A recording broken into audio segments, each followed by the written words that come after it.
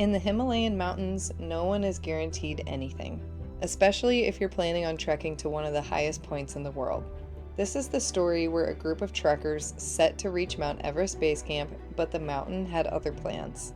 And no, it wasn't because of an injury or a lack of training. It was because of something most people don't even think about until it's too late. Up here in high altitude, even the strongest trekkers can suddenly crash. One minute you're feeling good, and then next, uncontrollable shivers, pounding headaches, feverish chills. This is where the trek gets real. In this video, I'll show you exactly what we did wrong and what we did right, and the small choices you can make that might be the reason you do or don't make it to base camp. This trek is incredible. It's my favorite in the world, but it's only fun if you can stay healthy. This is our story, and it might just save your EBC experience. Today we did an acclimatization hike up to about 15,000 feet, which is the highest that anybody, well, most of the people in our group have been before. And everyone was feeling pretty good on the way up. One guy did not go all the way up. He went about halfway or a little 3/4 way up and then came back down because he didn't want to push it too much. He's been having a little bit of a hard time acclimatizing. And so we came back down. We came back to our tea house and had some free time. And now it's getting a little interesting because Enzo, Lily, and Josh. So 3 out of our 7 people who are on the trek are not feeling very good. Enzo is really nauseous.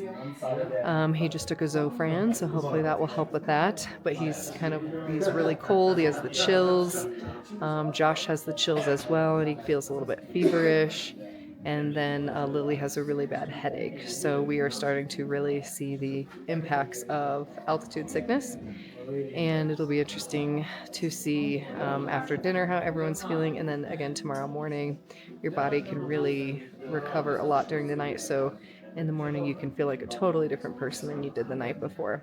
So we will see how everyone is feeling in the morning. If anyone is really sick, they will not be able to go higher. We'll have to make an alternate plan for them to wait and stay here in Farache a little bit longer, which we don't have a ton of time before our flight leaves Lukla. It leaves on the 25th, and we're already at the 20th right now. No, it might be the 20th. I think the 26th we leave from Lukla. So fingers crossed that we can get everybody safely up to Everest Base Camp and back down as a team. That is the ultimate goal. Enzo's not feeling very good, so he is eating a plate of boiled potatoes.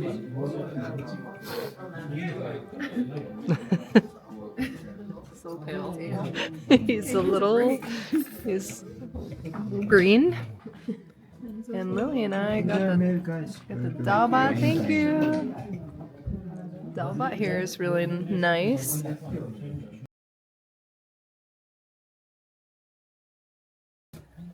Are you feeling cold right now?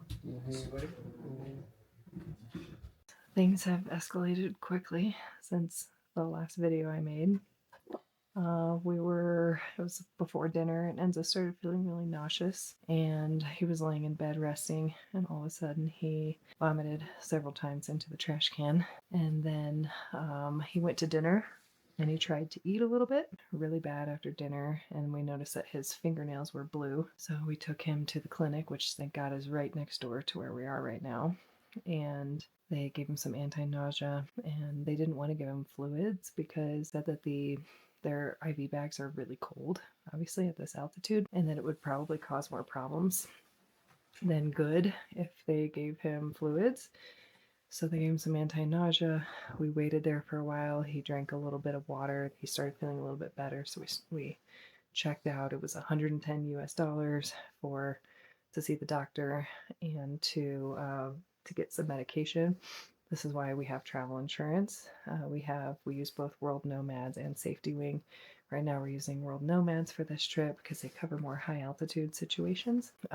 We checked out and then we were walking him back again to the tea house, and he vomited again on the way out. So we brought him back into the clinic. They gave him a shot, an anti-nausea shot. I don't know exactly what it was, but in his rear. And then he started feeling a lot better. And now he is here laying in bed. He was shivering, but I think he's feeling a lot warmer now. And unfortunately, the exact same thing is happening to Holly, another girl in our group. She's literally going through the same process just like an hour after Enzo's going through the whole thing. When we were sitting at dinner, she complained of some stomach pains. And then as I was in the clinic with Enzo, all this started happening with Holly as well. So it's definitely food poisoning. It's not altitude sickness at this point. We've ruled that out. It's strictly something that they ate or drank. We've been drinking really clean water, so it has to be something that they ate, which is a little bit strange because we've all eaten pretty much the same things over the past few days. But our local guides have pointed out that bakery items, and also in the clinic, they said that bakery items may have caused this. So we went to the bakery in both Tangboche and here in Farache. So you may want to, even though it sounds really good to have like a chocolate donut, you may want to just skip that. And here's Enzo. He says it's because they're not fresh. Can you say hi to YouTube? Hi, YouTube. He's feeling a lot better. A lot better. So yeah, what a crazy night it has been. We thought they were kind of coming on with some altitude symptoms, but they both just sick from some kind of food. So hopefully we will get them both rested and everybody will be able to go up tomorrow, but we don't know. We need to get them very hydrated and feeling a lot better before they can go up in altitude. So fingers crossed. Things get a little dicey up here at altitude in Nepal. Good morning. It is the 8th day, I believe, of our Everest Base Camp trek. We're here in Farache. We are meant to be taking off today from Farache to Lobuche, which is about a 5-hour total trek, including breaks and lunch. So nothing too crazy, but I just ran into another one of our group members in the hallway, and he got the same food. He got the same food poisoning in the middle of the night. It hit him, and he was having vomiting and diarrhea. So that makes 3 out of 7 of our group now who have been suffering with that, and they're all feeling very weak. They are very dehydrated. They're trying to drink enough water, but obviously when you're feeling really nauseous, it's hard to replenish everything that your body has lost. So we will see once we have breakfast and wait a couple hours if our guide will want us to move forward or to stay another night here in Farache. But based on the fact that it's now 3 of them, we think that it may have been the veggie burgers that we ate here at the lodge. They were really good. We all just smashed them. They were delicious. But now we're feeling like this. So I'm really hoping 6 of us ate the burgers, and I'm really hoping the other 3 of us don't have it, kind of like a delayed response to this, and that we just get to kind of fly by and not have to go through what everyone else is going through with it. But we will see. Okay, our group is faced with kind of a difficult decision this morning as we all met for breakfast.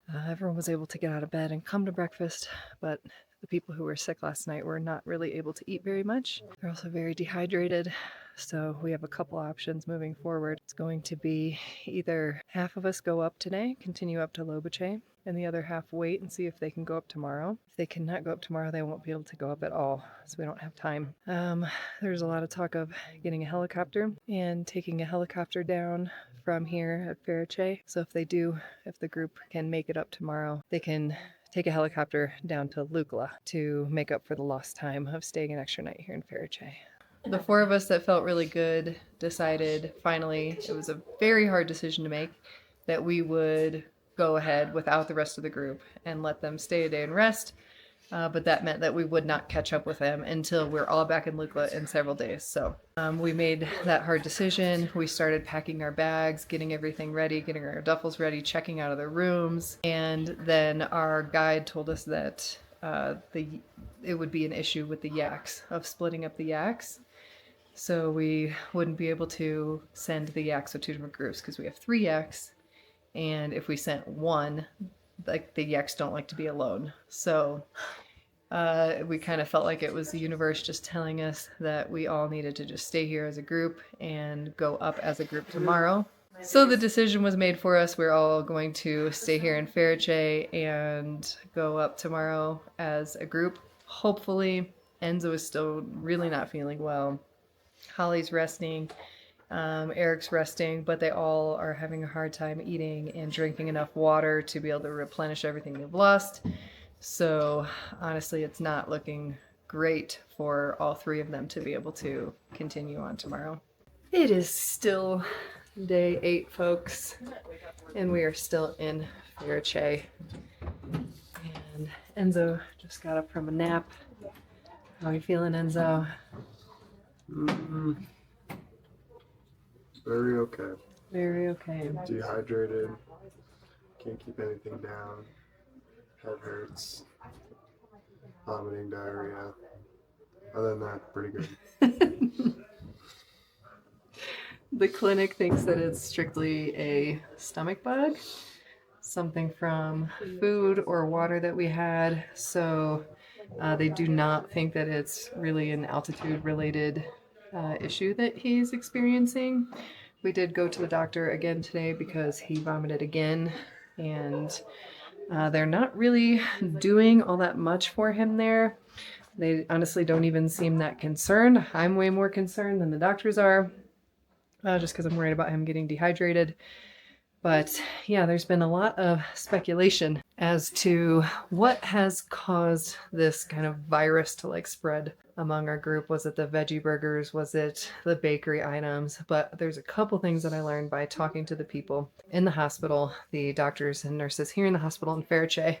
And what they have told me is that water filters, which is what we're all using in our group, it's a very fancy water filter that our guide brings, and they filter all of our water for us. But the doctors said that will filter out what they call bigger things like Giardia, but it will not filter out viruses. So there is a chance that we got it from the water. So now what we're doing is we bought the aqua tabs, which they sell everywhere, Kathmandu. You can get them super, super cheap. You don't need to get them in the US. You can get them in Nepal. They're very inexpensive. They're chlorine tabs. You drop one of them into a liter of water and wait 30 minutes, and then your water is purified. So now what we're doing is we're purifying our filtered water just so that we're covering all of our bases and making sure that nobody else gets sick if it was from the water. A lot of breath. Another thing that they've told me is that the baked items are a big culprit for food-related sickness. So just avoid all bakeries and baked goods as you make your way to Everest Base Camp. On the way down, you can do whatever you want. You still might end up sick, but damn, the chocolate croissant here in Farache was incredible. But they said that sometimes those items sit around for a while and they can just make you sick. So the other thing we all ate was a veggie burger here at our lodge in Farache. 3 out of 6 people who ate the veggie burger got sick. We'll never know what exactly caused it, but man, it has ripped through. I mean, our group was strong yesterday afternoon, and then this hit, and it's like we started dropping like flies. I mean, 3 out of 7 people are really, really struggling right now to stay hydrated. They've been napping all day long, and none of us know if they're going to be able to ascend higher to Lobuche tomorrow. It's also making the rest of us quite nervous to eat and drink. We got our water covered now with the chlorine tabs, but every food that we order, we're like, fingers crossed, I hope that the food is clean, the water's clean, the veggies weren't washed with and unclean water. Everybody who's cooking it washed their hands. There's so many different things. Checking in. How we doing, girls? Better. How's our Holly? Are doing better. Yeah, on the up and up. There she is. Sleeping a lot. She's such a good rester. Really good bread. And how are our nurses? Checking in with the nurses. Oh yeah, we're so far so good. Seems like death is around every corner, but we're hanging in there. And vomit. Vomit around every corner. Not really sure. Don't know what to expect next. It's gonna hurt us, but we're fine. Wow. Listen to the optimism out of these guys. Good morning. It's day 9 of our Everest Base Camp trek. Enzo was up all night long with diarrhea, so he is not going to continue today. I don't know yet how the other two are doing, who were also having food poisoning. So we will see as everyone wakes up how we're feeling, if anyone is feeling good enough. Now they really need to be at 100% better at this point, because if they go up with dehydration, it's only going to get worse at altitude. We'll see how everyone's doing when they wake up. It's a beautiful clear morning here in Farache. The mountains are stunning. You can see the moon. It's just before 6 a.m. And a couple things that I wanted to tell you is that I didn't use my sleeping bag. I did rent one, but I didn't use it until we got here in Farache, because down below the blankets are really warm enough that you don't really need it.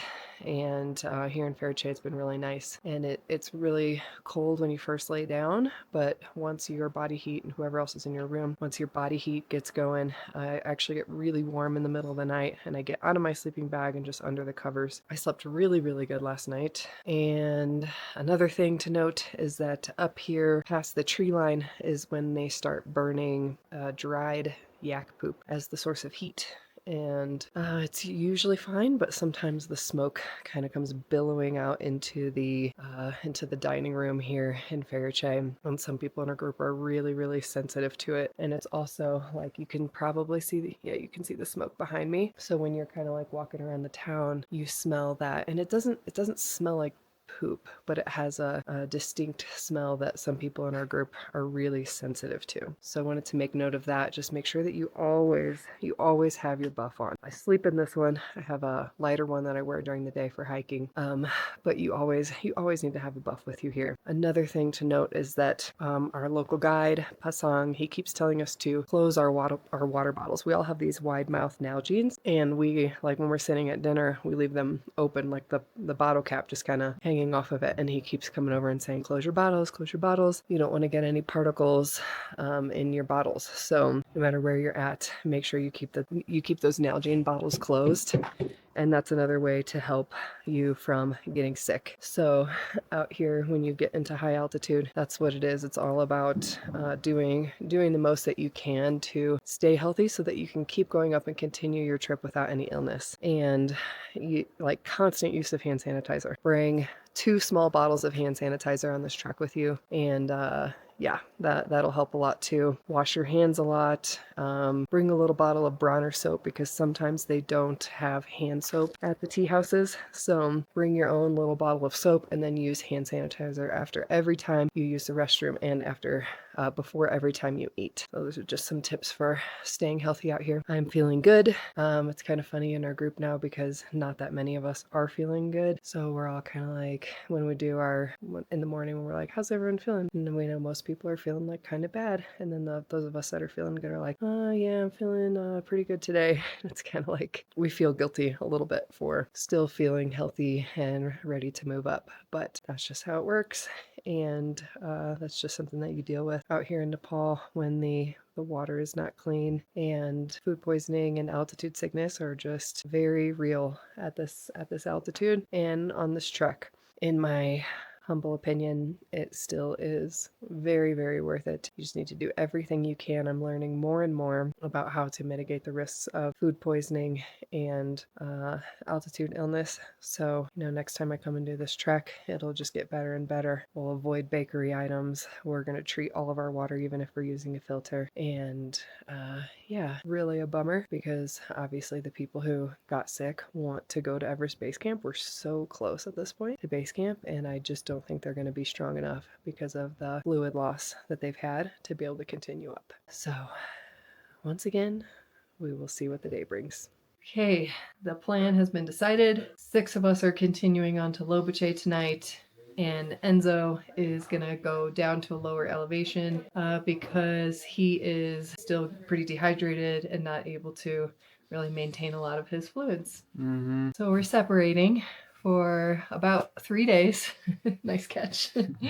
We're separating for 3 days, and we will see him back down in Namche Bazaar in 3 days. Yeah, and our guide said it's up to me. It's my decision, but I still have pretty raging headaches because I'm dehydrated and I can't keep liquids in me through my bum. So, so it's I don't think it'd be smart for me to go to even higher elevation. So it's a bummer, but at least I have the strength to go down, and I don't have to, you know, You can walk helicopter from yourself. here. Yeah, because we see a lot of people going down on a horse Mhm. or a helicopter because they literally don't have the strength to walk down. So he's able to walk. Yeah. No, That view.